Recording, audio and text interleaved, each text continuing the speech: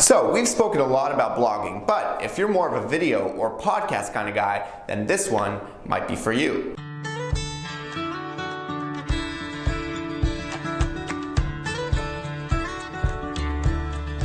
Chapter 6 is pretty much just an intro on a very basic level to video and podcast content marketing. So David brings a bunch of examples of great companies, from big companies like Cisco to small companies like a guy who moved to a very small town and started posting videos about his company, which was in construction. But the general point is that video marketing is great, podcasting is great, whatever might be your favorite medium is great. Just go out and do it.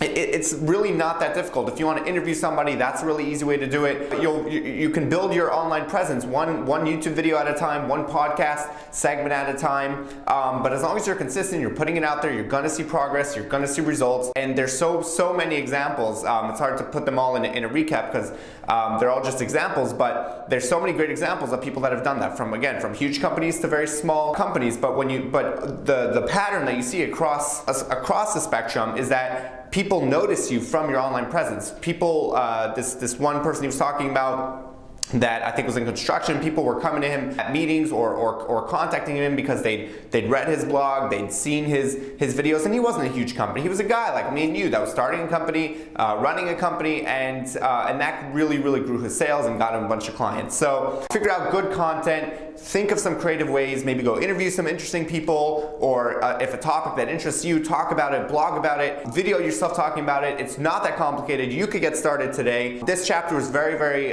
introductory. I believe he's going to get more into it in chapter 17. But for today, just start. Grab a camera. This one guy that he talks about that built this whole, that I think today has like 30,000 subscribers on YouTube, started with just a little flip camera. He would hand one of his workers on construction sites and tell him to film him, and that's how he started. And later he upgraded to some better equipment. But in today's day and age, just a phone or a regular camera is such good quality, it's really not that hard. Grab a camera, grab a microphone if that's what you want to do. If you want to be just doing a podcast, do that. Figure out some great content and start putting it out there today.